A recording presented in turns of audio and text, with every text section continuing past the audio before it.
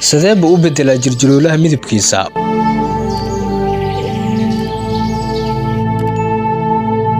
waxaynu sida aadiga aflaanta ka daawanaa askarta militariga ah ee dhulka kaymaha dagaalka ku gala inay wajiga marsadaan shay uga caleenta dhirta ay ku dhex jiraan. waxay sidaas u sameeyaan inaanu adowga ka soo horjeeda kala garan iyaga iyo dhirta.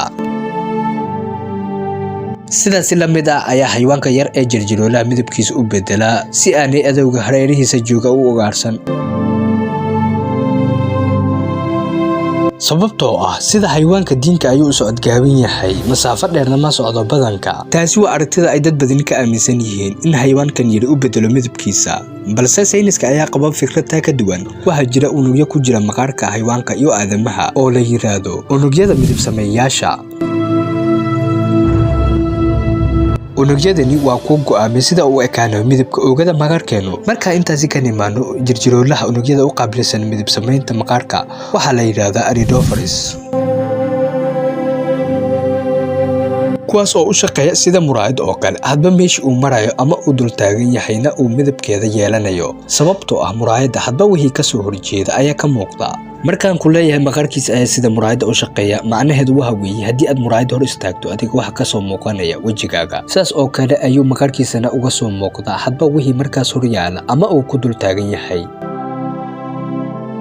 waxaa jira laba sababood oo waaweyn oo jirjiroolo midabkiisa u bedelo. midka hore waa inuu ku wada xiriiro ama luuqad ahaan u adeegsado, sida aadamu isugu fahmo luuqadda afka, gaarabidhaankinu isugu fahmo luuqadda iftiinkiisa, ayuu jirjirooluhuna isugu fahmaa luuqadda midabka maqaarkiisa. midabada kala duwan ee uu ku samaysanayo oogada maqaarkiisa ayaa muujinaysa hadba xaaladda uu ku jiro. tusaale, marka midabka jirjiroolaha isu bedelo asaan iftiimaya, wuxuu ku sugan yahay farxad zaa'id ah ama aro zaa'id ah.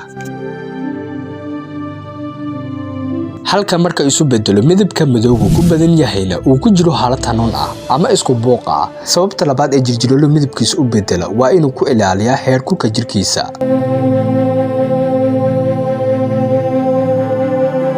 kasoo qaad iyadoo ay quraxdu aad u kulushahay oo aad rabto inaad meel u socdaasho, shaar madow iyo mid caddaanna aad haysato, kee baad qaadan lahayd? jawaabtu way fududahay. waxaa taas la mid ah marka uu qabo badan dareemo xayawaankan yar ayuu midabkiisa u bedelaa madow si maqaarkiisa u nuugo kul badan, diirimaad badanna u dareemo. sababtoo ah midabka madowga ahi wuxuu nuugaa kulaylka, halka uu midabada kale ee ilisnoqodka sameeya isu bedelo marka uu kulayl badan dareemo.